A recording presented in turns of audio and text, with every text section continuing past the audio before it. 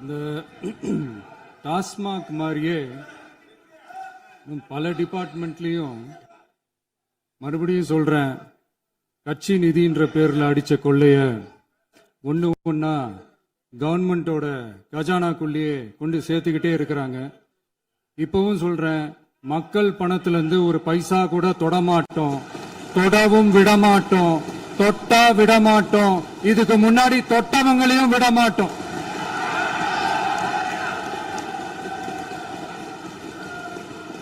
ஒவ்வொரு ஊழலா வெளியில வரும் போலே, ஒவ்வொரு வேஷமா கலைஞ்சிரும் போல இங்க இருக்கிற நிறைய பேரு நடுங்கி போய் இதுல நம்ம மேல அவதூறு வேற. இப்ப புதுசா ஒரு வெப்பன் ஒண்ணு கொண்டு வந்திருக்காங்க. அது என்ன தெரியுமா? அவங்க தயவால தான் நம்ம ஆட்சி நடக்குதான். மக்கள் தயவால இந்த ஆட்சி நடந்துகிட்டு இருக்கு. மனசாட்சி உள்ள சக்திகளோட ஆதரவால இந்த ஆட்சி நடந்துகிட்டு இருக்கு. நாங்க தான் அனுப்பி வச்சோம், நாங்க தான் அனுப்பி வச்சோம் அப்படின்றாங்களே. அனுப்பி வச்சவங்களுக்கு மினிஸ்ட்ரியில இடம் கொடுத்தா ஏன் கதறீங்க? ஏன் இவ்வளவு கோவம்? ஏன் இவ்வளவு கதறல்ஸ்? இதுல இன்னொரு முக்கியமான விஷயம், மார்க்சிஸ்ட் கம்யூனிஸ்ட் கட்சி நமக்கு ஆதரவு கொடுத்தது சுயேட்சையா எடுத்த முடிவுன்னு சொல்றாங்க. அதே மாதிரி இந்திய கம்யூனிஸ்ட் கட்சி நமக்கு ஆதரவு கொடுத்தது சுயேட்சையா எடுத்த முடிவுன்னு சொல்றாங்க. இதுல எங்க இருந்து நாங்க தான் அனுப்பி வச்சோம், நாங்க தான் அனுப்பி வச்சோம்னா புரியலையே. மக்களுக்கு நல்லா புரியும், எல்லாத்தையும் தெளிவா பார்த்துக்கிட்டு இருக்கிறாங்க.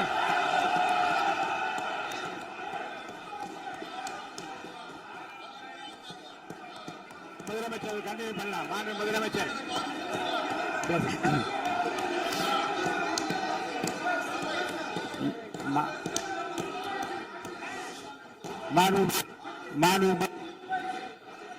முதலமைச்சர் கண்டினியூ பண்ணலாம். நீ கண்டினியூ பண்ணலாம்.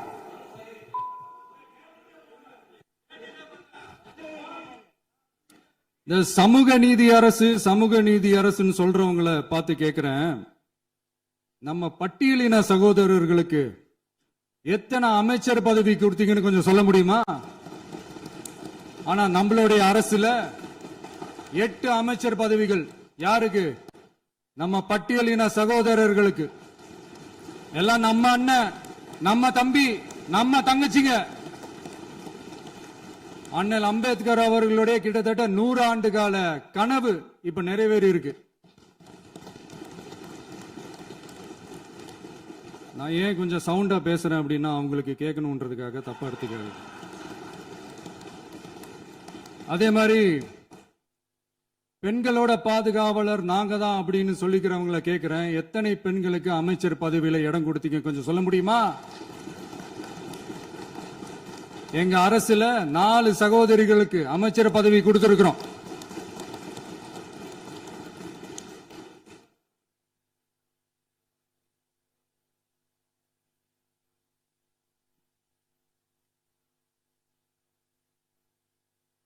அதனால மக்களால் நிராகரிக்கப்பட்டு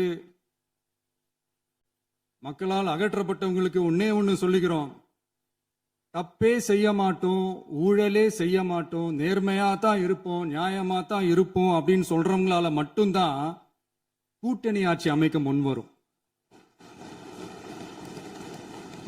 ஆட்சியிலையும் பங்கு, அதிகாரத்திலையும் பங்கு கொடுக்க முன்வரும். ஊழல்லையே ஊறி போனவங்களால இந்த கூட்டணி ஆட்சியோ, ஆட்சியிலையும் பங்கு, அதிகாரத்திலையும் பங்கு கொடுக்க முன்வராது. மெஜாரிட்டி இருந்தாலும் தரமாட்டாங்க, மெஜாரிட்டி இல்லைனாலும் தரமாட்டாங்க. கேட்டா ரெடிமேடா ஒரு பதில் ஒண்ணு வச்சிருப்பாங்க, கூட்டணி ஆட்சியை மக்கள் விரும்ப மாட்டாங்கன்னு. அதே மக்கள் தான் இப்ப அவங்கள பார்த்து சிரிக்கிறாங்க. நான் பதவி ஏத்த அன்னைக்கு கொஞ்சம் டைம் அவகாசம் கேட்டேன். எதுக்கு கேட்டேன்? நிதி நிலைமைலாம் கொஞ்சம் மோசமா இருக்குது, அதெல்லாம் கொஞ்சம் சரி செஞ்சுக்கிட்டே படிப்படியா கொஞ்சம் கொஞ்சமா நான் கொடுத்த வாக்குறுதிகள்லாம் செயல்படுத்துவேன், அதுக்காக கொஞ்சம் டைம் அவகாசம் கேட்டேன். நான் ஏதோ வேற எதுக்காகவோ வேற யாருக்காகவோ ஏதோ அவகாசம் கேட்ட மாதிரி. அடுத்து இங்க சபையில இல்லாதவங்களை பத்தி பேச வேண்டாம்னு நினைக்கிறேன்.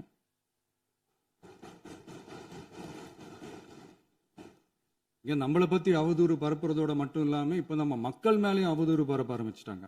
மக்கள் நமக்கு ஓட்டு போட்டது தப்பான், குடும்பம் குடும்பமா நமக்கு ஆதரிச்சது தப்பான். இது இப்ப இல்ல, நான் சொல்றது எம்ஜிஆர் அவர்கள் காலத்திலிருந்தே. அப்பவே அவர் ஜெயிச்சப்போ அதே மக்களை தப்பு தப்பா பேசுறது. மக்கள் என்ன பண்ணிட்டாங்க, எம்ஜிஆர் என்ன பண்ணிட்டாரு, எம்ஜிஆர் என்ன இது பண்ணிட்டாரு. 50 வருஷமா ஒரே டெக்னிக்கா.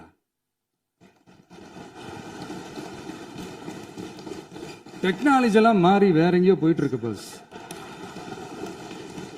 இதுல கொஞ்சம் டெக்னிக்காச்சும் கொஞ்சம் மாத்தினா கொஞ்சம் நல்லா இருக்கும். அதனால மக்களுக்கு யூஸ்ஃபுல்லா இருக்கிற மாதிரி இந்த ஆக்கப்பூர்வமான கருத்துக்களோ ஆக்கப்பூர்வமான யோசனைகளோ இருந்தா சொல்லுங்க. அதை நாங்க டெஃபரெண்டா எடுத்துக்கிறோம். ஆனா அதை விட்டுட்டு இந்த நக்கலு நையாண்டி சம்பந்தம் இல்லாத பேச்சு இதெல்லாம் பேசிட்டு அப்புறம் முதல்வர் பதில் சொல்லல, முதல்வருக்கு பதில் சொல்ல தெரியல அப்படின்னா அப்புறம் என்ன சோஃபா மாடல் ஆட்சியா? அது என்னன்னு புரியறதுக்கு எனக்கு ரொம்ப நாள் ஆச்சு. இந்த sofa set, table chair, teapoy, furniture பிசினஸ்லாம் வேற எங்க வெளியில போய் பண்ண சொல்லுங்க. அப்படி அந்த பிசினஸ் தான் பண்ணணும்னா நிறைய பிசினஸ் பண்ற மாதிரி வெளியில போய் பண்ண சொல்லுங்க, இங்க சட்டசபைக்குள்ள வேணாம். அதனால ஆக்கப்பூர்வமான கருத்துக்கள் இருந்தா சொல்லுங்க. டெஃபினட்டா அது சரியா இருந்தா நாங்க ஏத்துக்கிறோம். எனக்கு ஒரு குட்டி கதை ஒண்ணு ஞாபகம் வருது, சொல்லாமா? ஒரு ஊர்ல ஒரு பெரியவர் வெயில் ரொம்ப ஜாஸ்தியா இருக்குன்னு சொல்லிட்டு கண்ணுக்கு மேல கை வச்சுக்கிட்டு இப்படி சுத்தி முத்தி தேடிக்கிட்டு இருந்தாராம். அப்ப கூட இருந்த ஒரு சின்ன பையன் என்ன தேடுறீங்க அப்படின்னு கேட்டானா. அதுக்கு அந்த பெரியவர் சொன்னாரா, அது ஒண்ணு இல்ல தம்பி, உங்க அப்பா இங்கதான் இருப்பாருன்னு சொன்னாங்க, அதான் தேடிக்கிட்டு இருக்கேன். எங்க உங்க அப்பாவையா காணோம்?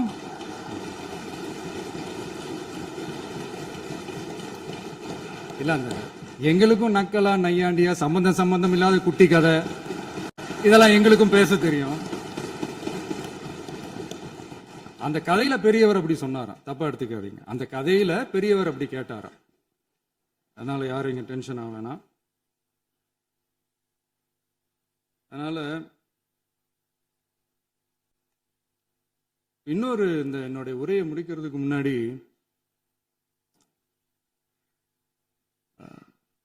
போயிட்டாங்க, பேசலாமா?